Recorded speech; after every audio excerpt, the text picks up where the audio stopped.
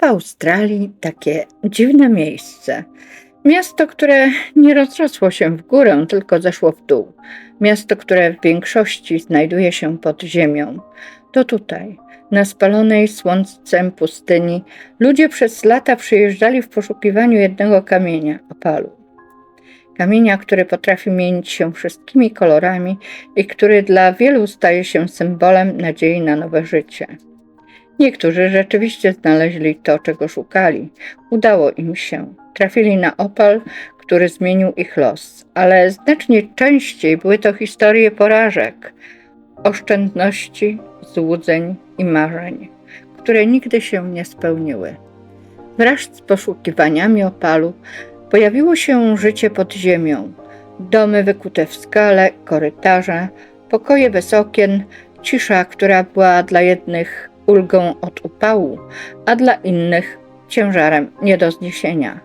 Wielu ludzi przyjeżdżało tu z nadzieją na wolność i bogactwo, a zamiast tego stawało przed ogromem ciężkiej, samotnej pracy.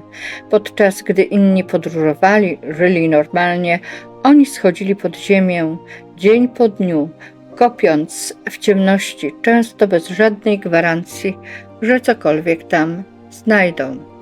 To były nie tylko historie mężczyzn, to były także historie ich żon i rodzin, kobiet, które próbowały odnaleźć się w tym świecie.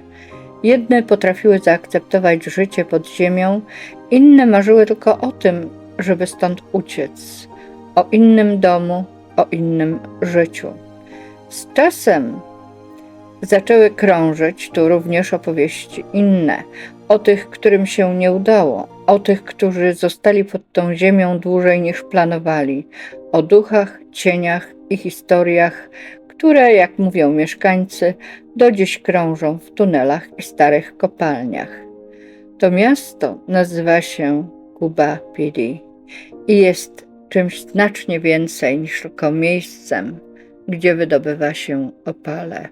Jeden z takich ludzi przyjechał tutaj w latach 70. Miał żonę, 2 dzieci i bardzo prosty plan: zostać rok, może 2, znaleźć opal, wrócić. Na początku wszystko wyglądało jak przygoda. Nowe miejsce, nowi ludzie, poczucie, że jest się blisko czegoś wielkiego.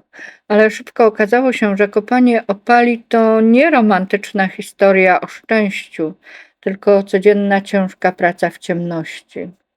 Dni wyglądały podobnie. Schodził pod ziemię wcześnie rano, wracał późnym popołudniem, czasem z pustymi rękami, czasem tylko z pyłem na twarzy i zmęczeniem, którego nie dało się zmyć wodą.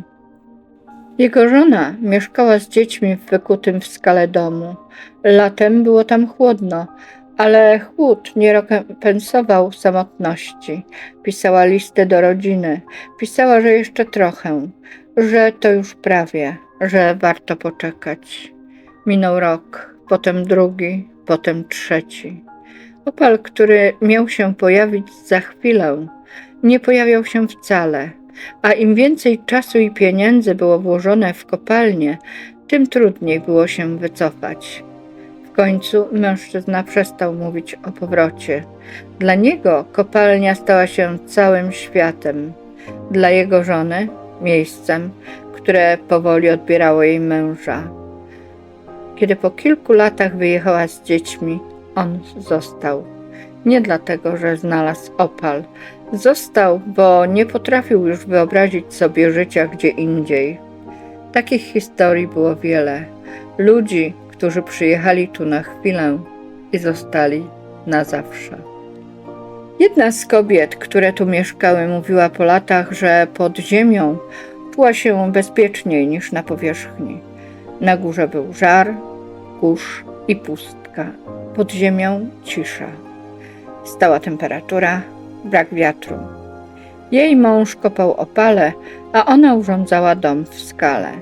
Wyklejała ściany, wieszała obrazy, dbała o to, żeby dzieci miały normalne dzieciństwo, nawet jeśli ich dom nie miał okien. Kiedy po latach pojawiła się możliwość wyprowadzki, odmówiła. Powiedziała, że nie potrafi już spać na powierzchni, że cisza pod ziemią jest jedynym miejscem, w którym naprawdę odpoczywa. Dla niej to miasto nie było pułapką, było schronieniem.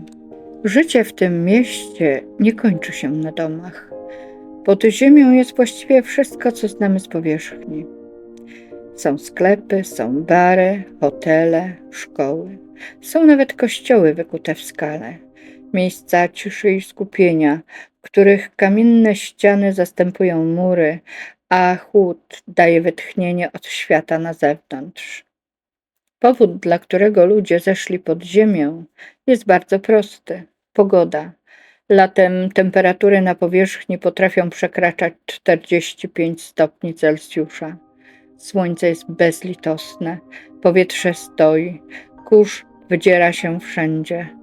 Pod ziemią panuje stała temperatura, zwykle około 22-24 stopni przez cały rok, bez klimatyzacji, bez wentylatorów, naturalnie.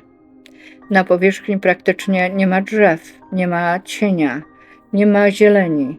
Ziemia jest zbyt sucha, a warunki zbyt ekstremalne, żeby mogła tu rosnąć normalna roślinność. I właśnie dlatego w mieście pojawił się pewien symbol – żelazne drzewo. Stoi na powierzchni wystawione na słońce i wiatr, wykonane z metalu, nie z drewna. Jest symbolem drzew, które nie mogą tu rosnąć. Symbolem natury, której w tym miejscu brakuje. Nie daje cienia, nie chroni przed upałem, ale przypomina, jak bardzo to miasto musiało się dostosować do warunków, w jakich powstawało. Zimą sytuacja się zmienia. Noce potrafią być chłodne, czasem bardzo zimne. Na powierzchni temperatura spada gwałtownie, ale pod ziemią nadal panuje ten sam spokój i ta sama stałość. To dlatego wielu mieszkańców mówi, że domy pod ziemią są nie tylko schronieniem przed upałem, ale też przed zimnem. Pili to nie jest ciekawostka turystyczna. To po prostu sposób na życie. Miasto, które zamiast walczyć z naturą, zeszło pod ziemię i tam znalazło swój rytm. W tym mieście wydarzyło się przez te wszystkie lata zbyt wiele, by wszystko dało się zamknąć w jakichś prostych wyjaśnieniach. Mieszkańcy Bapidi opowiadają o starych tunelach, które dawno zostały opuszczone, a mimo to nocami słychać w nich kroki. Nie szybkie, raczej powolne, jakby ktoś szedł ostrożnie w ciemności. Jedna z najczęściej powtarzanych historii dotyczy światła. Ludzie mówią, że w niektórych kopalniach zapala się nagle lampa, choć nie ma tam prądu, a instalacje zostały odcięte wiele lat temu. Światło pojawia się na chwilę i gaśnie, zawsze w tym samym miejscu. Są też opowieści o dźwiękach, o stukaniu narzędzi, jakby ktoś nadal pracował w skale. Kiedyś kopanie było tu codziennością, a teraz, gdy miasto ucichło, te dźwięki brzmią jeszcze wyraźniej. Jedna z kobiet opowiadała, że w nocy słyszała w swoim domu pod ziemią czyjeś kroki, powolne przejście korytarzem, dokładnie tam, gdzie dawniej prowadził tunel starej kopalni. Kiedy sprawdziła, nikogo nie było. Inni mówią o wrażeniu obecności, o poczuciu, że nie jest się samemu, nawet jeśli wokół panuje absolutna cisza. To nie jest strach, raczej świadomość, że to miejsce ma swoją pamięć. Najstarsze historie dotyczą samotnych kopaczy, ludzi, którzy pracowali w pojedynkę, często bez świadków, bez dokumentów, bez rodziny w pobliżu. Kiedy znikali, nikt nie wiedział, gdzie dokładnie kopali. I właśnie z nimi wiąże się przekonanie, że niektórzy nigdy stąd nie odeszli. Zostali jako echo, jako ślad po życiu spędzonym pod ziemią. Mieszkańcy rzadko mówią o tym głośno. To nie są opowieści dla turystów, raczej coś, co przekazuje się szeptem. jakby z szacunkiem dla tych, którzy oddali temu miejscu wszystko. Cuba Pedy nie jest miejscem, które łatwo ocenić. Dla jednych było spełnieniem marzeń, dla innych końcem drogi. To miasto powstało z potrzeby przetrwania, z nadziei na lepsze życie i z uporu ludzi, którzy zdecydowali się zostać tam, gdzie inni nie potrafili żyć. Pod ziemią znaleźli chłód, ciszę i schronienie. Na powierzchni słońce, pustkę i przestrzeń, która nie wybacza błędów. Opale wciąż tam są. Tak samo jak historie tych, którzy ich szukali. A kiedy zapada noc i pustynia cichnie, miasto pod ziemią nadal oddycha swoim własnym rytmem. I może właśnie dlatego mówi się, że to miejsce pamięta. Niektóre historie nie potrzebują zakończenia. Wystarczy, że zostaną opowiedziane. I wydawałoby się, że nasza historia kończy się w tym miejscu. Ale nie całkiem. Powśród tysięcy ludzi, którzy tu kopali, byli też tacy, którym naprawdę się udało. Byli kopacze, którzy trafili na opal życia, kamień tak cenny, że wystarczyłby zamknąć kopalnię, spłacić długi i odejść. Niektórzy wyjechali stąd bogaci, inni po prostu wolni. Z całą historię ludzi, którzy sprzedali jeden opal i nigdy więcej nie zeszli pod ziemię. Kupili dom gdzie indziej, zaczęli nowe życie. I są też tacy, którzy mimo sukcesu zostali, bo nawet gdy szczęście się do nich uśmiechnęło, to miejsce zdążyło już stać się ich domem. Cuba Pedy sukces nigdy nie był regułą, był wyjątkiem. Ale właśnie dlatego każdy opal, który naprawdę zmienił czyjeś życie, urósł tu do rangi legendy. I może właśnie ta możliwość, że jednak się uda, sprawiała, że tak wielu ludzi schodziło pod ziemię jeszcze jeden raz, jeszcze jeden metr, jeszcze jeden tunel.